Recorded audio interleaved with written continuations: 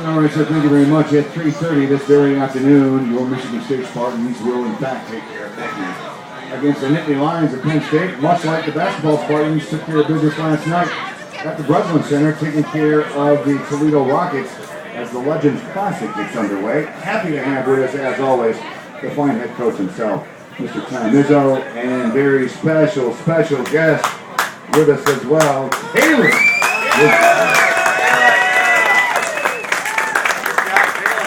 You guys are rock stars. You guys are doing it up right. 3-0. Let's get your thoughts last night. Toledo, we were talking yesterday morning, Tommy. Not all that much experience, but they came in and gave you a little bit of a show. Well, they did. They played well, and you got to give them credit. I thought we played well in spurts. We just didn't maintain it, and some of that is my fault. I'm still trying to find out locations and different guys. I have some guys I can go to all the time, but I have other guys that I have to, see how they play with each other, and not playing Neymar is still an issue. And I think getting able to do, it's hard even for a quarterback to know who's where if they don't play together a lot, and that's been our problem those days. But you don't really have the luxury of a spring training schedule. You don't have the luxury of, a training camp type deal. So even as talented as this Spartans basketball team is, it's going to take a while, doesn't it, to find out who goes where and the cohesion and everything like that? Well, that's definitely true, especially when you look at Derek Nixon and Derek Sherman, because those two guys got to play, and we move some other people around. And even with Kalin, he's used to having Travis on one side and Raymond on the other, and all of a sudden we got new bodies. And I think what I'm really been proud of is, Durrell and Chris Allen have played a lot better defense. He's always been a pretty good defender. If I can get a rotation now so we can get him some rest here and there, instead of like the Gonzaga game, playing 20 straight minutes in the second half. Every player wants to play that, and when coach thinks you're hanging out there, you kind of want to shoot the coach, Well, Kalin, let's talk about your game. You see the floor about as well as any guard I've seen. You're so quick. You're able to spot things that I have no idea how you're able to. This basketball club makes it big a year ago going to Detroit. That was a team goal. I know that the fire inside you is burning for that equal success. Give us your take on this Spartans team, where they're at right now, Kalin, and where you foresee them in the future. I think for our team, that's all we can do is get better. I think, we still had, Raymond was injured. And that's all we deal with too, but at the same time, that's all we can do is just get better as a team, and we got to just keep listening to coach. We've got we've got a long schedule ahead of us. The basketball schedule just about underway. With the success that Coach Izzo has brought here, and you guys as players, the attention to East Lansing, do you get the sense that you guys all have big bullseyes on your back? I mean, there will be no easy game in the Big Ten with the parity this year, Kalin.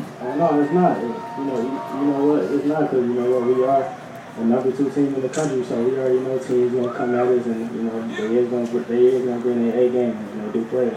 So we gotta make sure we come out aggressive, and we gotta make sure we attack teams, because we are the number 2 team in the country, and teams gonna come at us. Here, you make the cover of Sports Illustrated. You get a lot of national attention. As you said, the number 2 team in the land right now. Kalin, do you feel the extra pressure from time to time? A little bit. It is pressure, but, as far as me, I'm just going to keep working. I'm just going to stay in the gym. Steve, I think when a guy has success his freshman year, like he did, I had him in the starting lineup about the 4th, 5th game in, and everybody's waiting for that sophomore slump. That's pretty common in basketball, and he didn't have a sophomore slump, and now they're waiting for the junior slump, and I think he had a heck of a summer. Played very well in some things he went to, and I think he's shooting the ball better than he's ever shot the ball, and you put that with the speed and quickness. I think all he needs now is to get his running mates with him, Right. You need, like a good quarterback in football, you got to have your receivers and know where everybody is, and I think that's the next step for this team, and that's why I said it, right, he said, I think we got to keep getting better. We got a long way to go.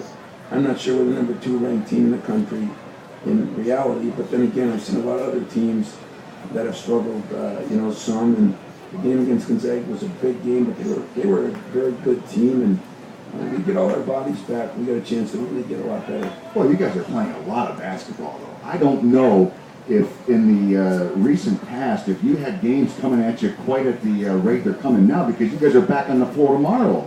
Well, that's what we talked about. We had an early morning practice after the game last night. We're going to have another little walkthrough tonight, and that's the trouble this time of year, especially when you've been as injured as we've been, is the games don't stop. You know, I think we played 3 games in 6 days, then we turn around and play 3 games in 5 days, and we're traveling to Atlantic City, and then we come back home and travel to North Carolina. So they're playing like an NBA schedule a little bit, and that's because the coach doesn't know how to schedule. And when the coach does schedule, he usually makes it pretty darn difficult. Having been with you in the Big Ten tournament a couple of years ago, it was a real honor to shadow you guys. Kalin, I can attest to the fact that it's a pretty quick pace. I mean, I know there's some fans that probably think it's, you know, kind of glamorous with the travel and being able to do what you do, but, you know, the coach puts you through some pretty rigorous stuff there on the road. Oh yeah, that's one thing. That's all he do. He do put us through tough times sometimes, but you know, we still got love him. He's a great coach. Well, can we have the Michigan Apple Committee bring up an apple for the apple polish here? You know, put an apple in front of the coach here. The bad thing is he doesn't even have to suck up to get playing time. Boy, I'll tell you what, Kalin, you very diplomatic. Here, give that to coach here. This is like the school days. There you go. And the thing is, I was going to mention, Kalin, you know, watching the practices and whatnot, he's always so gentle. Sometimes. Never raises his voice once. You know what? He's starting to take over that role too, but I want you fans out there to know that Steve was with us for the entire tournament. And what we have is we have a room, it's a video room, and we have our meals in there, and we have tape on the floor. This big ballroom, we have a walkthrough. While we were walking through and working and watching tape, Steve ate for 2.5 hours straight.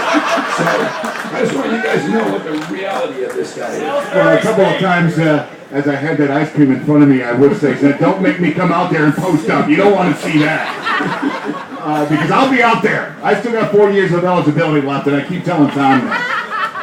It was a tremendous experience here, and the program you have built, and I know you're going to be in Kansas City tomorrow night, Tommy, for a very special night.